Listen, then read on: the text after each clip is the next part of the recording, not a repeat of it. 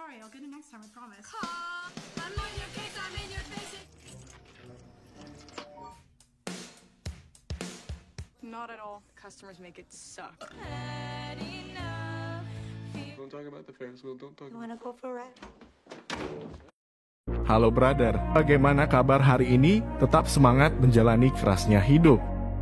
Untuk mengurangi kadar stres hari ini, simak rangkuman cerita film berikut. Kali ini akan membahas alur film berjudul Yoga Hosers. Film ini rilis pada tahun 2016.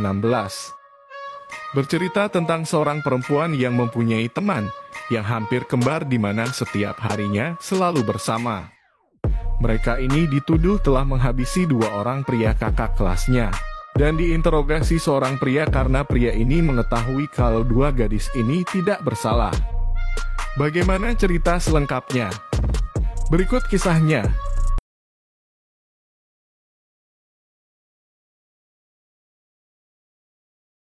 Di awal scene film diperlihatkan dengan dua remaja dan seorang rekannya yang sedang latihan band. Gadis tersebut bernama Kensi dan Lete serta rekannya yang bernama Jamal. Saat mereka sedang berbincang, tiba-tiba terdengar suara pintu diketuk. Rupanya Kensi dan Lete harus segera kembali bekerja. Mereka ini bekerja di suatu minimarket di sebuah kota bernama Winnipeg. Setelah mereka keluar dari ruangan tersebut, ternyata para pelanggan telah mengantri panjang dan pelanggan tersebut nampak kesal. Saat sedang melayani pelanggan, datanglah pria tampan bernama Hunter dan temannya yang bernama Gordon. Hunter adalah senior kelas 3 di sekolah mereka. Ia datang ke minimarket tersebut untuk mengundang Kensi dan Lete datang ke pesta para senior. Setelah mengobrol panjang, akhirnya Kensi dan Lete pun setuju untuk pergi ke pesta Hunter.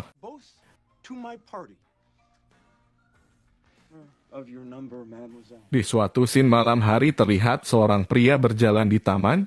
Saat sedang berjalan, tiba-tiba ia dikejutkan oleh suara misterius. Setelah berbalik untuk mencari sumber suara tersebut, ternyata dia tidak menemukan apa-apa. Saat akan pergi, ia diserang oleh sesuatu dari belakang dan akhirnya ia pun koit. Singkat cerita, sepulang bekerja Kensi dan Lete pergi menemui ibunya Kensi, meminta izin supaya diperbolehkan pergi ke pestanya Hunter. Tetapi ibunya bersikeras tidak memperbolehkan Kensi pergi ke sana. Karena Kensi memaksa terus, akhirnya ibunya pun memperbolehkan Kensi pergi ke pesta tersebut.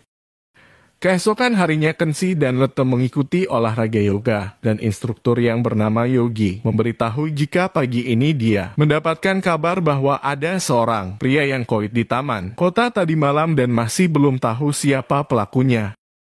Pada malam harinya terlihat Kensi dan Lete di kamarnya sibuk memilih pakaian yang akan dipakai untuk pergi ke pesta. Saat sedang asyik memilih baju, mereka dikejutkan dengan kedatangan ayah Kensi.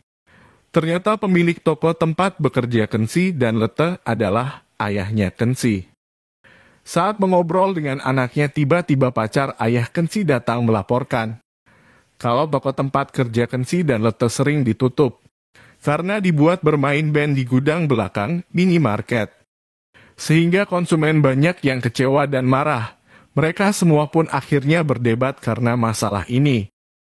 Dan akhirnya pacar ayah Kensi ngambek dan masuk ke kamar. Tiba-tiba ayah Kensi pun menyusul ke kamarnya dan mereka pun akhirnya main kuda-kudaan.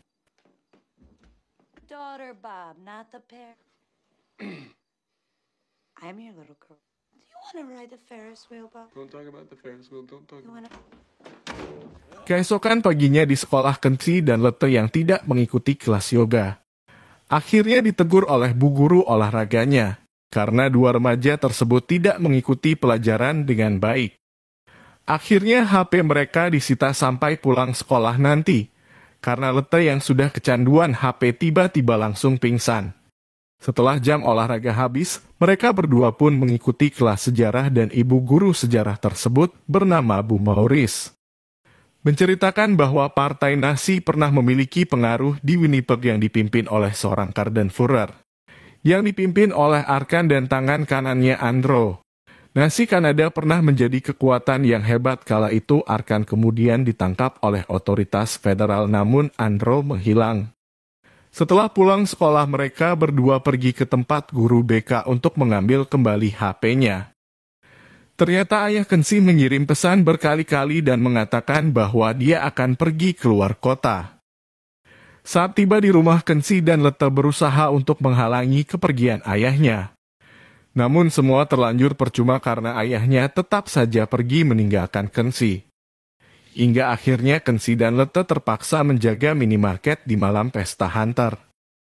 Malam harinya mereka berdua pun yang tak bisa datang ke acara Hunter karena harus kerja. Akhirnya mereka pun meminta Hunter untuk mengadakan pestanya di minimarket. Sesampainya Hunter dan Gordon di minimarket, Lete mengawal Hunter untuk berkeliling dan Kensi menjaga kasir bersama Gordon. Tidak disangka ternyata Kensi dan Lete akan dijadikan Hunter dan Gordon korban sesembahan. Ternyata mereka ini pengikut aliran hitam. Ketika Hunter dan Gordon akan bergegas menghabisi Kensi dan Lete, tiba-tiba pasukan monster sosis yang terbuat dari breadsis menyerang Hunter dan Gordon sampai koit. Nah, setelah menyerang Hunter dan Gordon, breadsis pun mengejar Kensi dan Lete. Namun dengan kemampuan yoganya mereka berdua berhasil mengalahkan pasukan para sosis.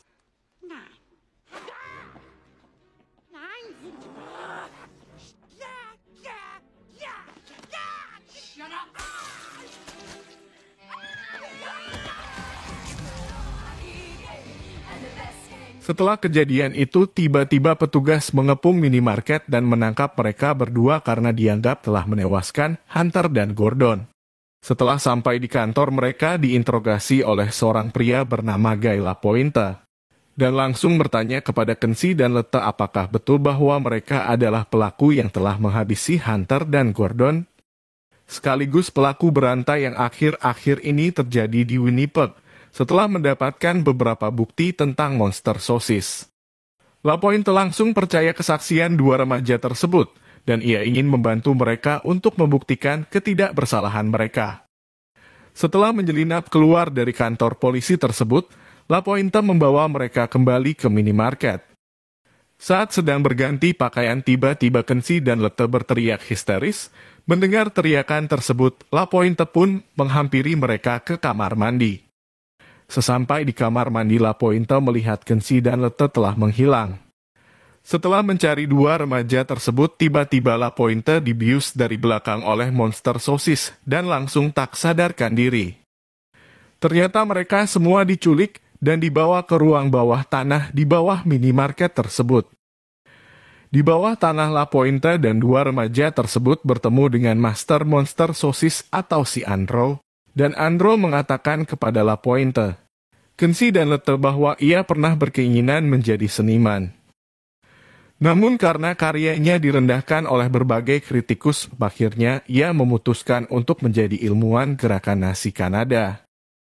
Nasi bersembunyi di bawah tanah untuk menciptakan tentara cloning guna menaklukkan Kanada dan Amerika Serikat.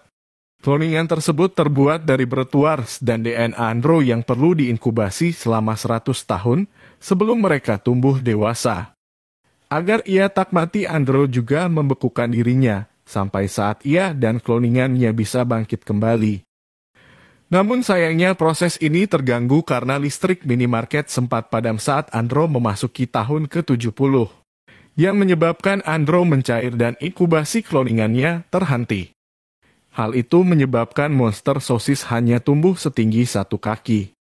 Andrew yang menyadari bahwa nasi telah lama dikalahkan, akhirnya mempunyai misi baru, yaitu memberantas para kritikus guna membalas dendam kepada orang-orang yang mengkritik buruk karyanya. Dia juga menciptakan sebuah monster bernama Golem yang terbuat dari tubuh korban sosis. Golem ini dikendalikan oleh para sosis yang mengoperasikan dari bagian dalamnya. Namun sosis yang tak lagi ingin mengikuti perintah tuannya, akhirnya menyerang Andrew hingga tewas. Pada akhirnya Kensi dan Lete pun juga diserang oleh Golem, karena mereka telah mempunyai ilmu yoga. Pertarungan tersebut dimenangkan oleh mereka berdua.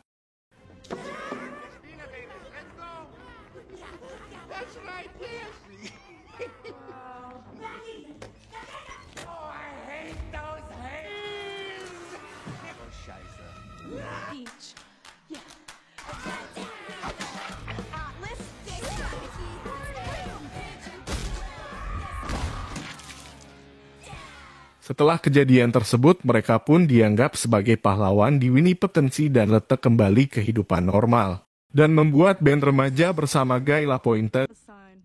Oh my. Film pun berakhir dengan berhamburan. Sepenggal kata untuk film Yoga Hosers yang rilis tahun 2016 ini. Setiap kita mengenal orang baru, sebaiknya kita berhati-hati dan menjaga diri. Karyawan dikhianati. Oke brother, terima kasih sudah menonton video ini. Jangan lupa subscribe, like, dan share. Sampai jumpa di video berikutnya.